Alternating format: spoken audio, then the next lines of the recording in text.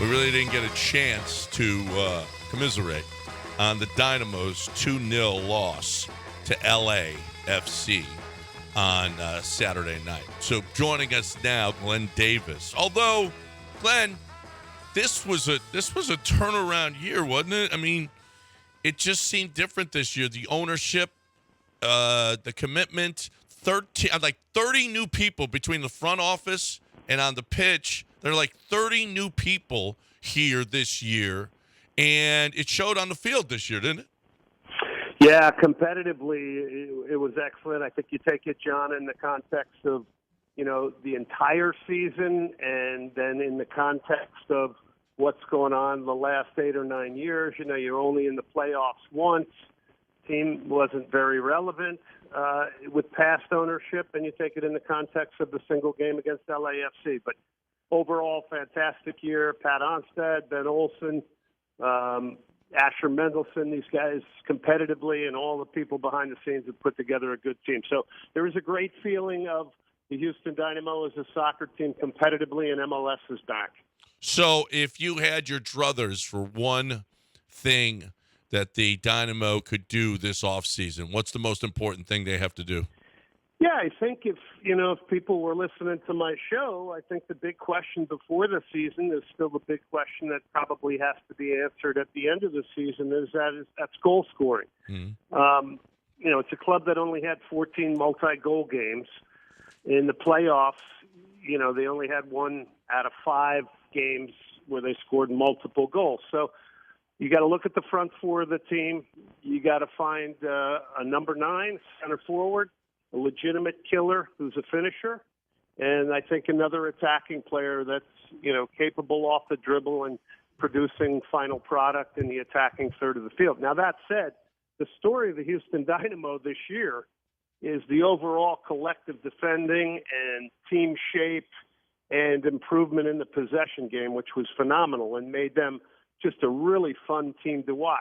But the end product of all of that has to be bigger and better. And, ultimately the game's about scoring goals. I'm just telling you right now, as somebody who writes up all these draft profiles, and over the years, I've gotten less wordy. I'm less interested with crafting these fun to read things because it's just so much work. Soccer is the best when it comes to the wording and clever word. Glenn Davis just said something I'd never heard on the final third.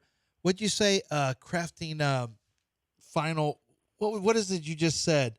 When you said at the end something about the final third and end product and crafting an end product or whatever I was like, that means scoring. This is brilliant. Like this is brilliant wording and terminology. That you have to score goals to win the game. That's brilliant. No, but the way you said it, I love the way it's more poetic. The way you said it, like I that's one of the things that I love about the sport and the people who speak about the sport is there's such a poetry about it. Well, you know what? I've never been called poetic before. There you go. Take it.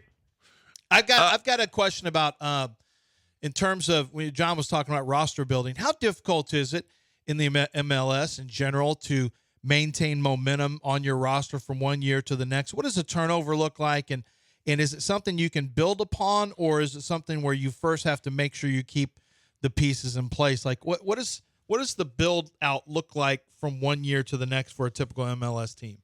Yeah, it's very tricky because, you've got all these player categories. You got a salary cap of about $7.5 million.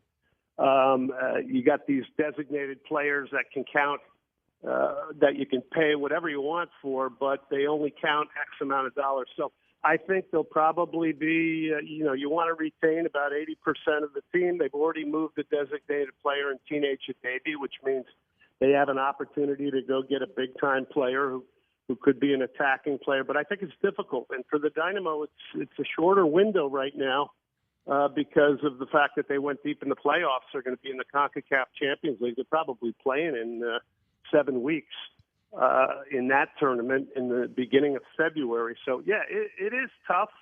I think the one area that we look at with the Houston Dynamo in the future is they've got to develop their own players through their academy that actually are bona fide starters and hold down real roles on the team in the future, because that's cheap labor. What does it take to do that, Glenn?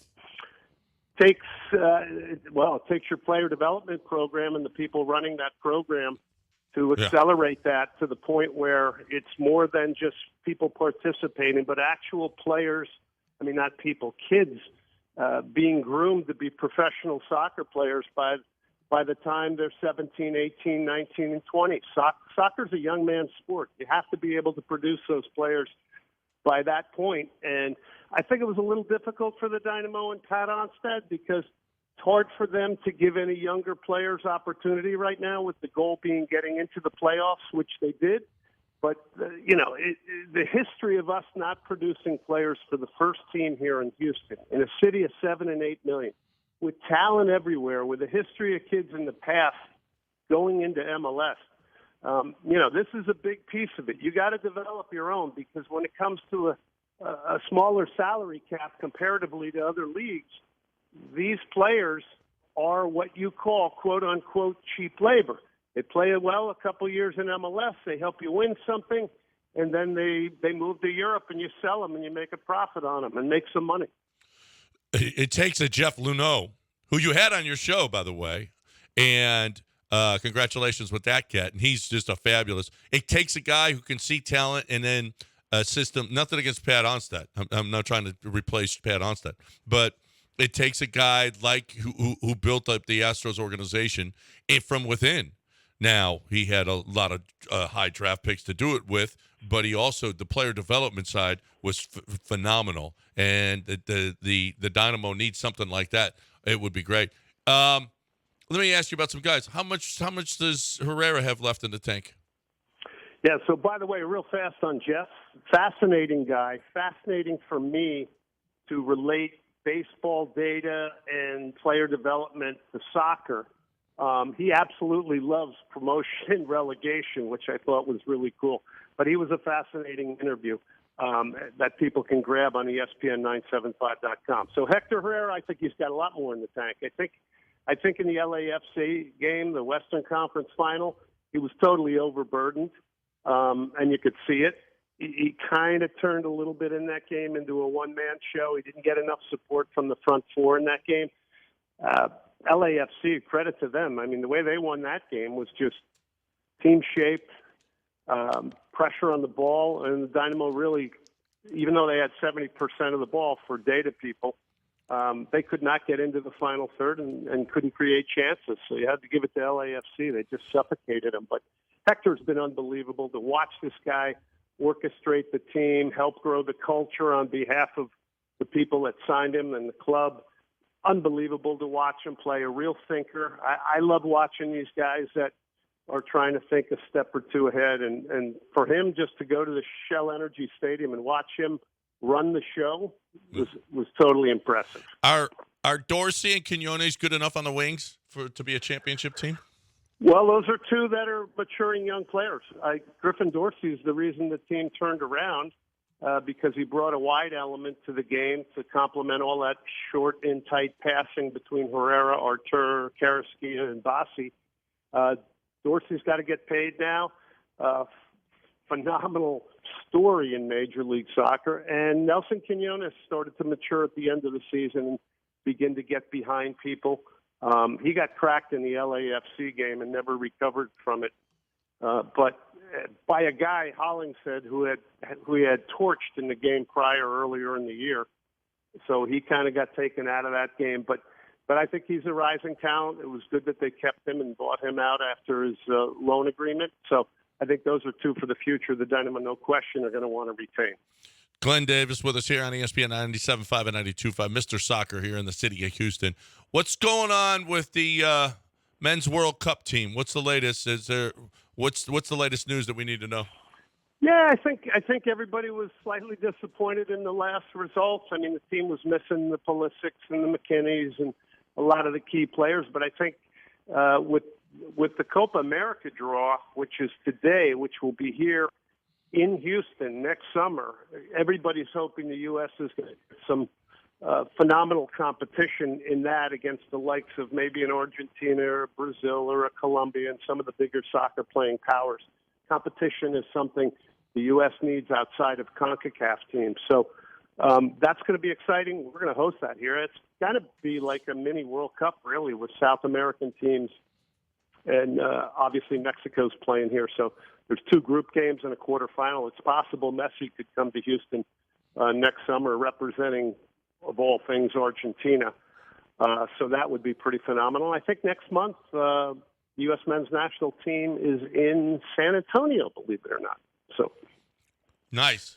Glenn, Lance and I discussed the Premier League quite a bit about how reactionary it seems like the teams are when they get rid of a manager. The talk, at least coming out of that disappointing game for the U.S., was if a bad Copa America could spell then for Berhalter. Do you think the U.S. Soccer Federation is of that mindset that if we're embarrassed, say we don't get out of the group stage in a tournament we normally don't get involved in, could a change be made, or is he safe until maybe another awful result?